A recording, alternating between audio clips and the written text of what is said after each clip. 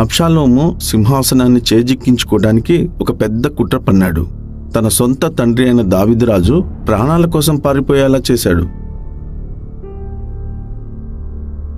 దావీదు బహూరీము గుండా వెళ్తున్నప్పుడు షిమ్మీ దావీదు పక్కనున్న కొండ మీద నడవటం మొదలుపెట్టాడు.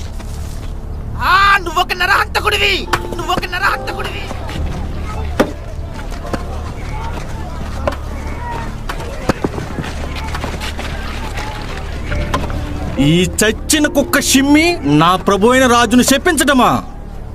దయచేసి నన్ను వెళ్ళనివ్వు, వాడి తల నరికేస్తాను. తర్వాత ఏమైంది నాతాను? కానీ దావీదు తొందరపడి ఏమీ చేయలేదు. అతన్ని వదిలేయండి. యెహోవా బహుశా నా బాధను చూసి నాకు దీవెనలు ఇస్తాడేమో.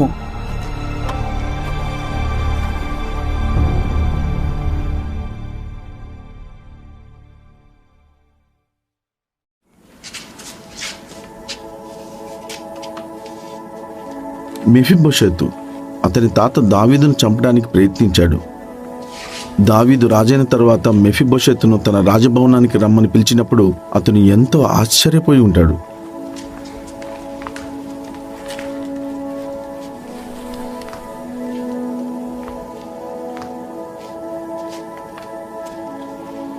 ఇదిగో నీ సేవకుడు. మెఫీబోషెతు, భయపడకు.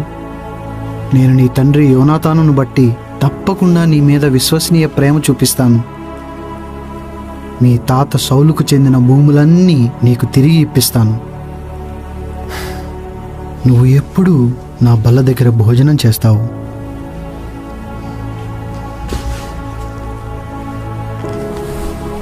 చచ్చిన కుక్క లాంటి నా మీద నువ్వు దయ చూపించడానికి నీ సేవకునైనా నేను ఎంతటి వాణ్ణి? నాతో రా.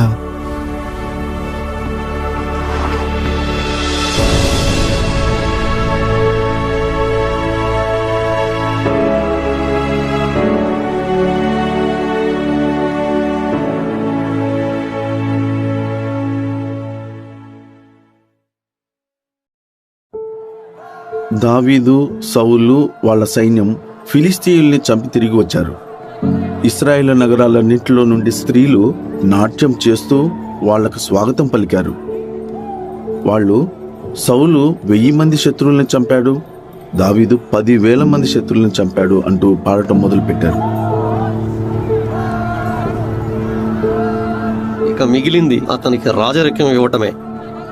ఆ రోజు నుండి సౌలు దావీదును ఓ కంట కనిపెడుతూ ఉన్నాడు.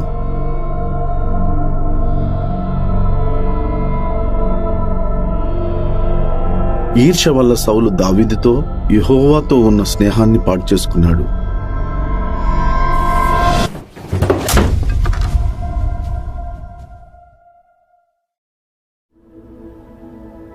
దావీదుకు పేరు ప్రఖ్యాతులు, అందం, బలం, సంగీతంలో ప్రావీణ్యం ఉన్నాయి. అంతేకాదు సౌలు తర్వాత రాజుగా అభిషేకించబడ్డాడు. ఇదిగో నా పెద్ద కూతురు మేరబ్బు, ఆమెను నీకిచ్చి పెళ్లి చేస్తాను.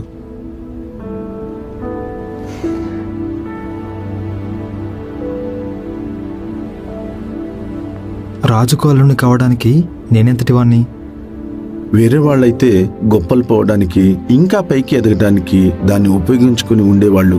కానీ దావీదు అలాంటి ఘనతను ఎందుకు వద్దన్నాడో కొంతమందికి అర్థం కాలేదు. దావీదు, నీలాంటి యోధుని ఇప్పటివరకు మేము చూడలేదు. ఆ ఘనత పొందే అర్హత నీకుంది కదా. కానీ యుద్ధం కోసం నాకెవరు శిక్షణ ఇస్తున్నారు? ఖడ్గం నుండి నన్ను కాపాడేది ఎవరు? యెహోవాయే నా ఆశ్రయదుర్గము, ఆయనే స్తుతించబడాలి. ఆయన ముందు ఒక మనిషి ఎంత?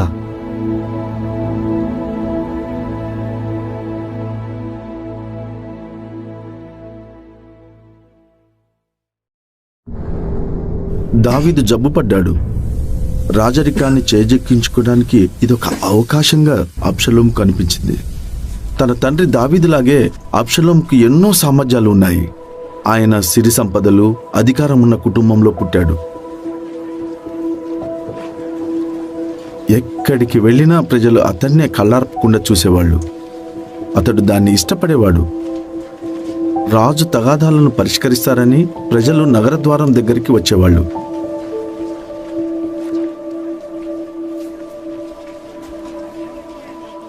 నేను ఈ దేశానికి న్యాయమూర్తిగా నియమించబడితే వ్యాజ్యం గాని తగాదా గాని ఉన్న వ్యక్తి నా దగ్గరికి వస్తాడు.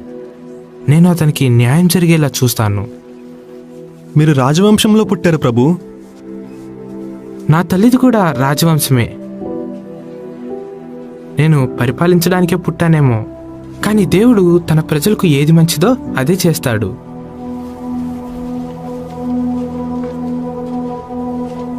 అబ్షలోంకు దావీదు దగ్గరికి వచ్చే ప్రజల పట్ల శ్రద్ధ ఉన్నట్లు పైకి కనిపించినా అతనికి తన మీదే ఎక్కువ శ్రద్ధ ఉండేది.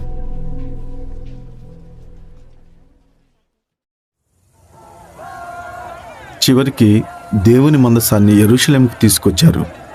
దావీదు ప్రజలు నాట్యం చేస్తూ సంబరాలు చేసుకున్నారు. తను రాజుని మర్చిపోయాడా? పిచ్చివాడిలా నాట్యం చేస్తున్నాడు.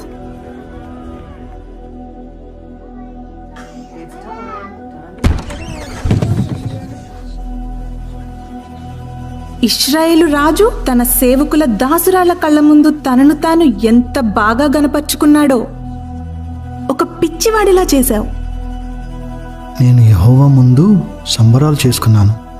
మీకాలు తనను తాను ప్రేమించుకున్నంతగా ఇతరులను ప్రేమించలేదు.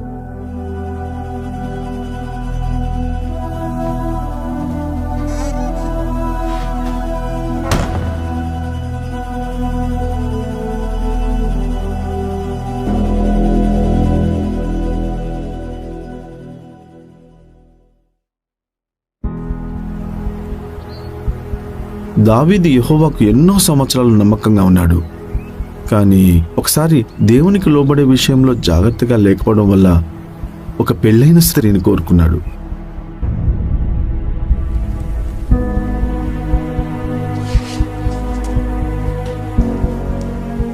బత్షెబాను తీసుకురండి. దావీదు బత్షెబాలు వ్యభిచారం చేశారు. ఆమె గర్భవతి అయింది. దావీదు తమ పాపాల్ని కప్పిపుచ్చడానికి బత్షెబా భర్తను చంపించమని రహస్యంగా ఆజ్ఞాపించాడు.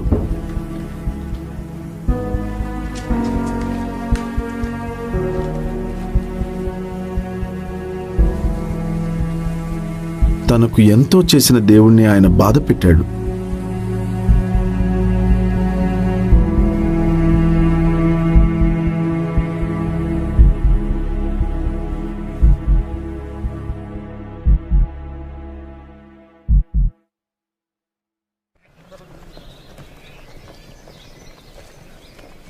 సౌలు నుండి పారిపోతున్నప్పుడు దావీదు మనుషులు నాబాలు దగ్గరికి వచ్చారు. అతని గొర్రెల్ని వాళ్ళు కాపాడారు. నాబాలు ఇవ్వగలిగిందే వాళ్ళు అతన్ని అడిగారు.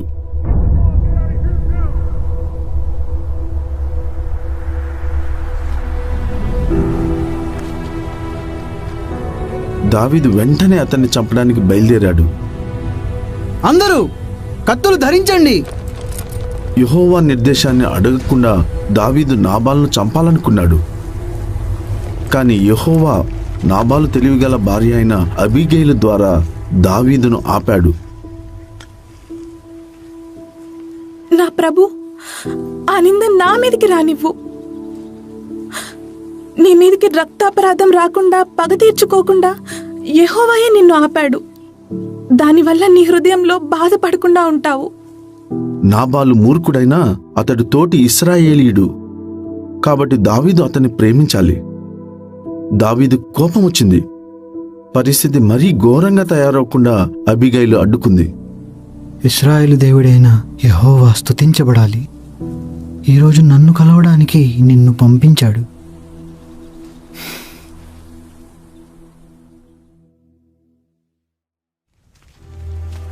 అమాలేకీయులు దావీదు అతని మనుషుల భార్యల్ని పిల్లల్ని తీసుకెళ్లారు. అతని మనుషుల కోపం వచ్చి దావీదును దూషించారు. నీ వల్లే మన కుటుంబాలకి సురక్షితం కాదు. నీ వల్లే వాళ్ళు చనిపోయారు. ప్రాణానికి ప్రాణం దావీదు, నిన్ను రాళ్లతో కొట్టి చంపాలి. దయచేసి ఓపిక పట్టండి. యెహోవా వాళ్ళని రక్షిస్తాడేమో, మనకు తెలియదు.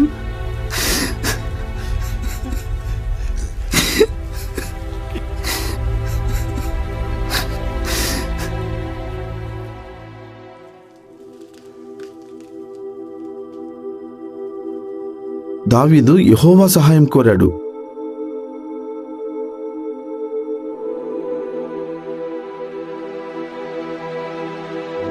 దావీదు అమాలేకీయుల్ని ఓడించి వాళ్ళు తీసుకెళ్లిన ఇశ్రాయేలందరినీ రక్షించాడు. దోచుకెళ్లిన మనంతటినీ తిరిగి స్వాధీనం చేసుకున్నాడు. యెహోవా మనల్ని కాపాడాడు. మన మీదికి వచ్చిన దోపిడీ ముఠాను మన చేతికి అప్పగించాడు. దావీదు తన మీద నమ్మకం ఉంచిన వాళ్ళకే దోపిడీ సొమ్ము ఇచ్చి ఉండాల్సింది, కానీ అందరికీ పంచిపెట్టాడు. అలా తనను నిందించిన వాళ్ళను పూర్తిగా క్షమించానని చూపించాడు.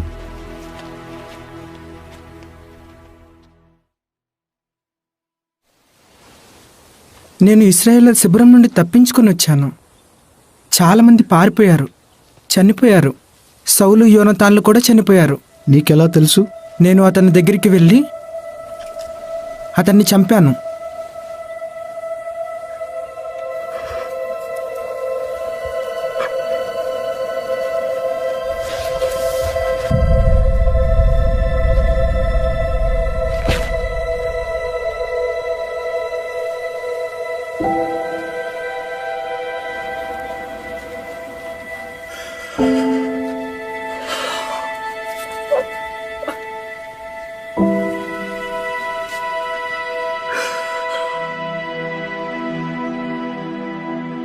సౌలు గురించి, యోనాతాను గురించిన ఈ శోకగీతం అందరికీ నేర్పించు.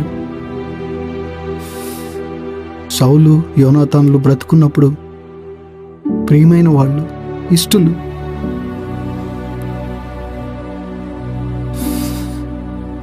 బలవంతులు ఎలా కూలిపోయారు, యుద్ధ ఆయుధాలు ఎలా నాశనమయ్యాయి. సౌలు తనకు చేసిన చెడ్డ పనుల గురించి దావీదు మాట్లాడలేదు. సౌలును హత్య చేయడం అన్యాయమని దావీదు కనిపించింది. ఆ విషయంలో దావీదు ఎప్పుడూ సంతోషించలేదు.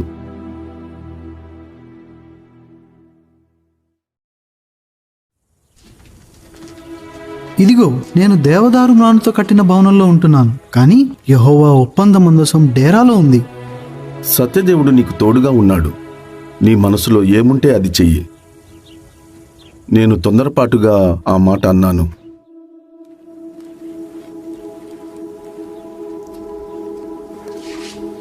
దావీదు, నాతాను,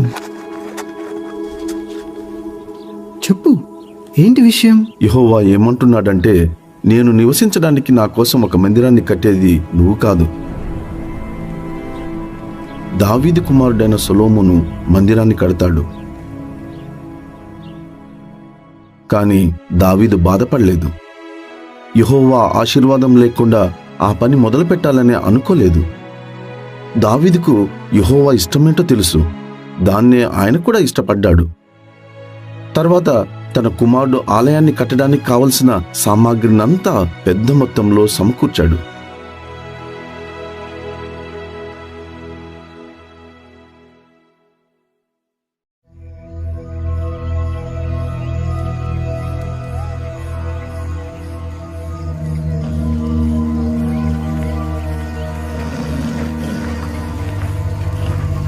సౌలు దావీదు మీద ఏ మాత్రం దయ చూపించకుండా వెంటాడాడు.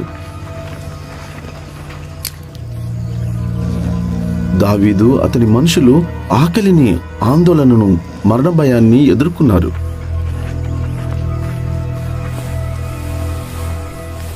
సౌలు, దేవుడు ఈ రోజు నీ శత్రువును నీ చేతికి అప్పగించాడు. ఈటితో భూమిలోకి పొడిచి గుచ్చేందుకు అనుమతించు. అలా చేస్తే దావీదు సమస్యలన్నీ పూర్తిగా తొలగిపోతాయి. కానీ ఆయన దేవుని ప్రేమను అనుకరించాడు. అతనికి హాని చేయొద్దు. యెహోవా దృష్టి నుండి చూస్తే యెహోవా అభిషేకించిన వ్యక్తి మీద నా చెయ్యి ఎత్తడం ఓ కందని విషయం.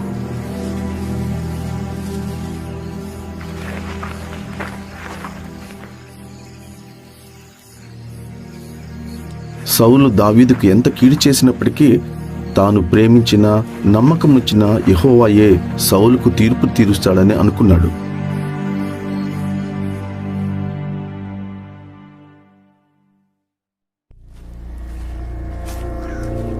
దావీదు సౌలు నుండి పారిపోతున్నాడు.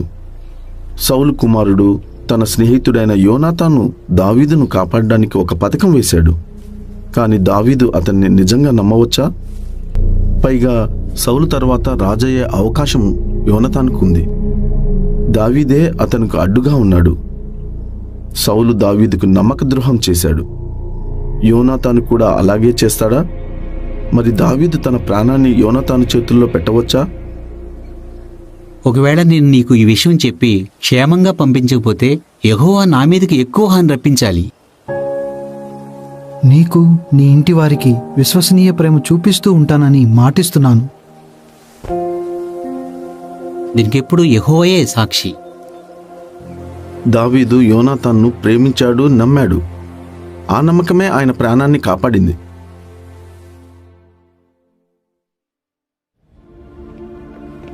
అబ్నేరు సౌలు సైన్యాధిపతిగా ఉండేవాడు. దావీదు రాజైన తర్వాత అతని ప్రత్యర్థికి మద్దతిచ్చాడు. మరి అబ్నేరు దావీదుని కలవడానికి ఎందుకు వస్తున్నాడు?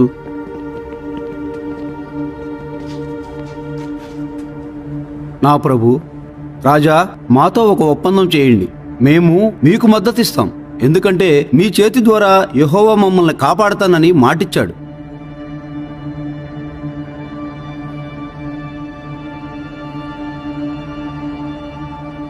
నేను మీతో ఒప్పందం చేస్తాను. కృతజ్ఞతలు. దావీదు అబ్నేరును నమ్మాడు. ఇప్పటి నుండి అతను విశ్వసనీయంగా ఉంటాడని ఆశించాడు. కానీ యోవాబు అబ్నేరును నమ్మలేదు. నువ్వు చేసిందేంటి? అబ్నేర్ గురించి తెలుసుగా. నిన్ను మోసం చేసి నీ కదలికలను నువ్వు చేస్తున్నవన్నీ తెలుసుకోవడానికి అతను ఇక్కడికి వచ్చాడు. జాగ్రత్త యోవాబు, పగ పెట్టుకోకూడదు. నిన్ను నువ్వు ప్రేమించుకున్నట్టు సాటి మనిషిని ప్రేమించాలి అని ధర్మశాస్త్రం చెప్తుంది కదా. యోవాబు అపనమ్మకం ప్రతీకారంగా మారింది. తరువాత అతను అబ్నేరును చంపేశాడు.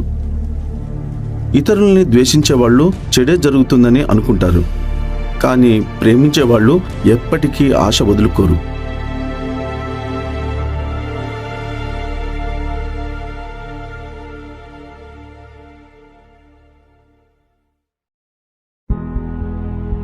యెహోవా దావీదును రాజుగా ఎంచుకునే సమయానికి యెహోవా సౌలును తిరస్కరించాడు. కానీ దావీదు పరిపాలన మొదలుపెట్టడానికి యెహోవా సమయం ఇంకా రాలేదు. ఆ సమయం వచ్చేంత వరకు ఎన్నో కష్టాలు ఎదుర్కొన్నాడు. ప్రాణాన్ని అరచేతిలో పెట్టుకుని పరిగెడుతూ ఉన్నాడు. ఆఖరికి సొంత వాళ్లే ఆయన్ను చంపాలనుకున్నారు. 22 సంవత్సరాలు గడిచిపోయాయి. చివరికి ఇశ్రాయేలు మొత్తానికి ఆయన రాజయ్యాడు. రాజైన సౌలు కొంతమంది స్నేహితులు విడిచిపెట్టినప్పటికీ దావీదు దాన్ని సహించాడు. యెహోవా దావీదును ఎప్పుడు విడిచిపెట్టలేదు. కాబట్టి యెహోవా మీద తనకున్న ప్రేమను దావీదు ఎలా వదులుకోగలడు?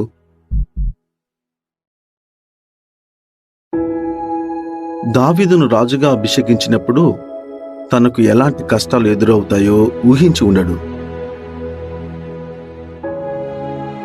కాని ప్రేమ వల్ల అన్నింటినీ సహించాడు. దావీదు ప్రేమ లేకపోతే ఈర్ష్యపడతాం, గర్వంతో ఉబ్బిపోతాం, అమర్యాదగా ప్రవర్తిస్తాం, స్వార్థంగా తయారవుతాం, త్వరగా కోపం తెచ్చుకుంటామని గ్రహించాడు. ప్రేమ వల్ల దావీదు ఓపిగ్గా, దయగా ప్రవర్తించాడు. గొప్పలు చెప్పుకోలేదు. ఇతరులు చేసిన హాని మనసులో ఉంచుకోలేదు. అన్యాయం విషయంలో సంతోషించలేదు. బదులుగా ప్రేమ వల్ల సత్యం విషయంలో సంతోషించాడు. అన్నింటినీ భరించాడు. అన్నింటినీ నమ్మాడు. అన్నింటినీ నిరీక్షించాడు. అన్నింటినీ సహించాడు. దావీదు ఎన్నో కష్టాలను ఎదుర్కొన్నాడు, కాని ప్రేమ వల్ల వాటన్నింటినీ తట్టుకోగలిగాడు. కొత్త లోకంలో దావీదు మళ్ళీ బ్రతికినప్పుడు ప్రేమలాగే ఆయన ఇక ఎప్పటికీ చనిపోడు.